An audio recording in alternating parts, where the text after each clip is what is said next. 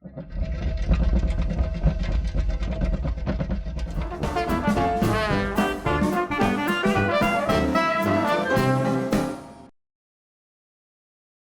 those who don't know me, I'm Shiona, and in this video I'm going to talk to you about story structure. To my mind, the structure of a story is like an obstacle race. We have the racer, our hero, who has to overcome a series of obstacles to get what he wants. I'm going to look at a few stories using Blake Snyder's beat sheet, which you can find in his book, Save the Cat. Cool title, is it not? It's a really useful book, especially for film writers, if any of you want to be one. There are so many film writing books, but this one is really simple, no textbook gibberish or big words. The writer or writers of Movie 43 obviously didn't look at this book, or any screenwriting book for that matter. If any of you are fiction writers, this book is very good for you too. I used it for my first novel, 13. The beat sheet is a list, and I'm going through it for you alongside an analysis of a film. Or two, maybe. Let's look at a Pixar movie. I'm going to look at Monsters, Inc. Why that film? Because it's one of my favourites, leave me alone. If you want me to analyse a more adult film, suggest it in the comments and subscribe to my channel to find out. Anyway, are you ready? Here we go.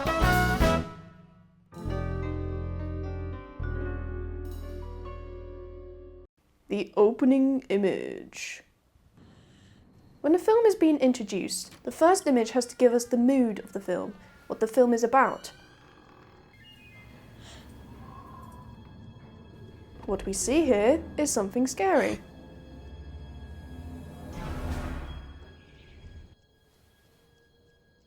The monster's coming. Cover your eyes, children.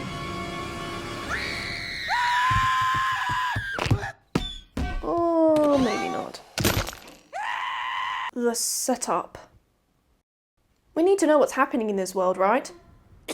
We also need to be introduced to all the main characters, including the hero and baddie. Snyder breaks the beat sheet down into sections and says a good setup takes up to 12 minutes into the film. Making it too long would bore us and confuse us if we put in too many characters. And making it too short would not give us enough to work with in understanding the main character's motivations. Monsters, Inc. is obviously a comedy, not a horror. The first main character we see is this boss. Oh, Mr. Waternoose! Who explains the monster's job: to scare children and collect their screens for their electricity. Very eco-friendly. However, the monsters are frightened of touching them as they think we are toxic. That takes courage then. Waternoose then introduces our hero, the scaring champion. James P. Sullivan. Or rather, Sully. And from there on, we watch the life of Sully and his pal, Mike Wazowski, in the monster world, working in Monsters, Inc. On the way, we meet a variety of characters that offer flavours to the action. From sweet romance, Googly bear! to goofy comic relief, to quirky undercover mystery. Watching you, Wazowski. Always watching. Whew, she's nuts. Ah, we can't forget our baddie, What's this? Wazowski!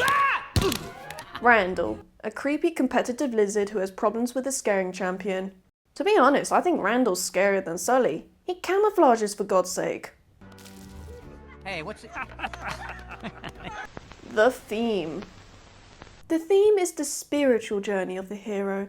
It's not about want, but rather need. When you find out who you are, you find out what you need. While Luke wants to avenge his adopted family's death and destroy Darth Sidious, he needs a father figure. Belle wants to protect her father and befriend the Beast, but she needs to learn to love someone in the inside. And develop Stockholm Syndrome as well. The theme comes out more clearly in the love story. Looking at the setup in Monsters, Inc., the majority of us must have thought, can monsters and children be friends? That, my dears, will be confirmed later on. The catalyst. The event that changes the hero's life forever. This is what I call the Big Bang moment, when something happens that forces the hero to take action. For example, Romeo meets Juliet. Debris crashes into a spacecraft in gravity. In Monsters, Inc., it's this little cutie. Bucket. The debate. This is when the hero has to process the impact of the catalyst. That's just fucking great, man! Now what the fuck are we supposed to do? How's HI going to raise a family with Ed if she's barren? Should Neo take the blue pill or the red pill? They shouldn't take too long to think about it because we want to see the hero take action and go on an adventure. In Monsters, Inc., Sully's got a kid in possession. The girl already scared everyone in the restaurant and alerted the yellow police. Sully and Mike have no choice but to hide her in their flat. When things start to calm down, the two guys have to decide what to do with the kid. Sully has the answer and comes up with an idea which leads to the second act. Around 25 minutes into the film, we are introduced to a new world.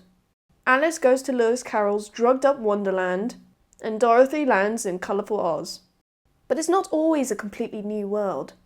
Sully and Mike are still in Monstropolis and still working for Monsters, Inc., but the place itself has become dangerous because it's crawling with the yellow police who are searching for the kid. The heroes have to sacrifice their work time to find the kid's door. This is the first time they've not been safe in their own environment. Hold him down. Fun and games. It's action time.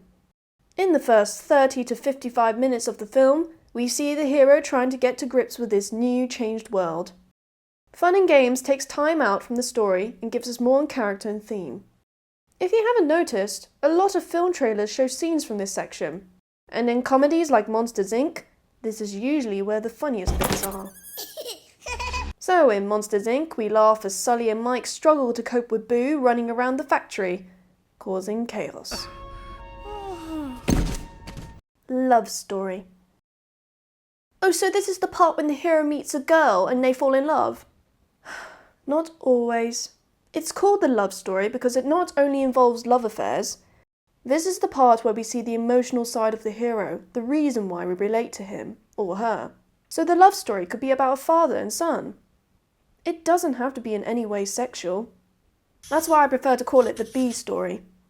Sully and Mike haven't given much thought about the children they scare for a living until they meet Boo.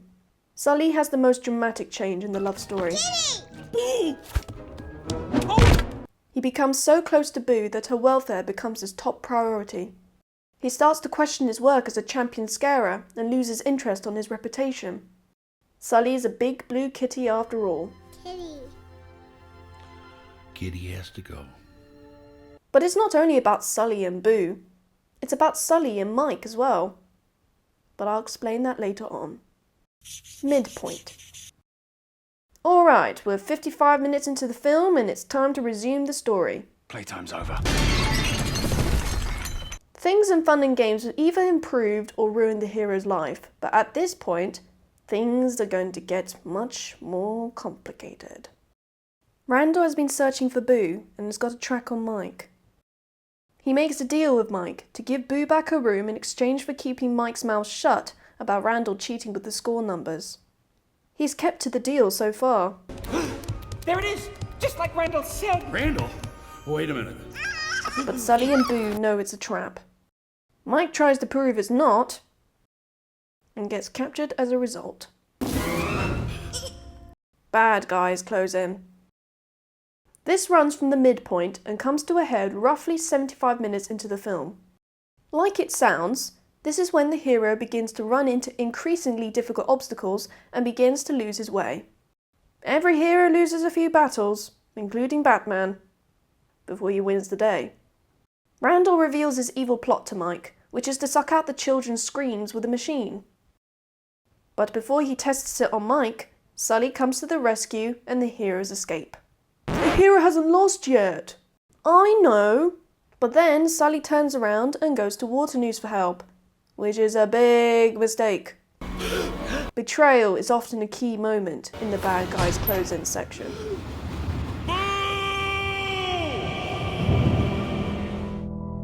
The most depressing and frustrating part of the film, from the hero's point of view.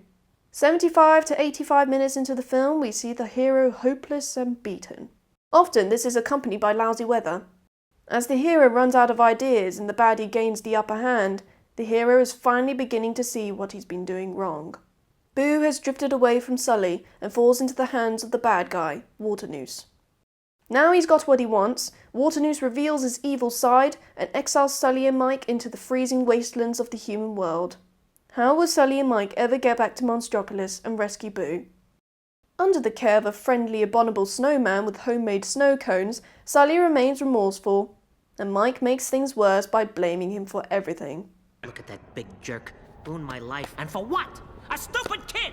Because of you, I am now stuck in this frozen wasteland! We're not looking at Sully here, so much as Mike and his flaws. Yes, we haven't talked about Mike yet. While Sully dramatically improves the moment Boo comes into his world, Mike is more resistant to change. His life has been so happy and normal until Boo came along, and he hated her for it. All he wants is to go back to how things were. You should know by now that you can never successfully relive the past. A sad thing, I know. Mike cares more about his life than Boo's safety, which makes him very shallow and selfish. What about Celia? I am never gonna see her again. Doesn't that matter? And because Sully is devoted to Boo, Mike loses his friendship and ends up alone. It's only when Mike is jolted by Sully walking off that he starts to realise how selfish he's been. And that it is time to change. The third act. The third act dramatises the moment of change in our key characters and the difficult transition into a new world. Early in Act 3, the hero learns from his mistakes and uses them to his advantage. The love story crosses with the A story at this point, so the hero finally discovers what he needs as well as wants. What the hero needs is not what the baddie might expect. For example, Waternoose and Randall wouldn't expect to be defeated by Sully, Mike and Boo working so well as a team. Wait, I'm jumping too far ahead. So Sully is not too far from civilization after all. He returns to Monsters Inc. to rescue Boo. But Randall intervenes.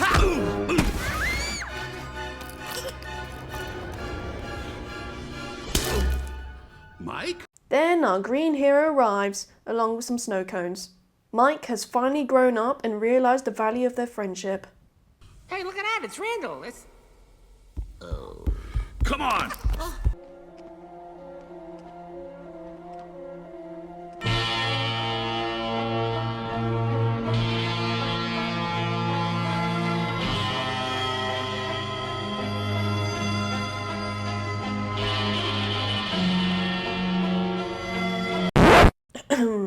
This will be the hero's final battle with the baddie. It's going to be tough to beat him, but the hero will be tougher, and perhaps smarter. Sully and Mike's aim is not to defeat the baddies, but it ends up like that anyway. While they try to get to Boo's door, Randall tries to capture Boo, and it becomes a chase. Mike employs some useful tactics in the battle. He uses his comedic timing to access all the children's doors, and his charisma to cripple Waternoose's reputation. We all love Mike now. Boo also takes part in the battle. Throughout the film, she's been scared of Randall, but when she sees her big kitty in trouble, she saves the day and beats Randall to a pulp. With Randall, it was a physical battle, but with Waternoose, who's supposed to be highly respectable, the battle was more a game of wits. Another positive outcome is that the Yellow Police switched sides to be with Mike and Sully. Resolution. The battle is over. Evil has been beaten, and we arrive at the finish line of the hero's journey. Boo can finally go back to her room, but Sully and Mike are not allowed to see her again. So sad. They say goodbye to Boo, and return to their now improved world to start a better life. So what happens next? We're supposed to see a better world now that the baddie is gone. It's certainly a change without Waternoose. At first it's bad because they have no boss. I bet we get the rest of the day off. You idiot! They're gonna shut down the factory. But Sully and Mike have an idea. They change from harnessing screams to using kids' laughter instead. This makes total sense because early in the film, we saw how powerful Boo's laughter could be.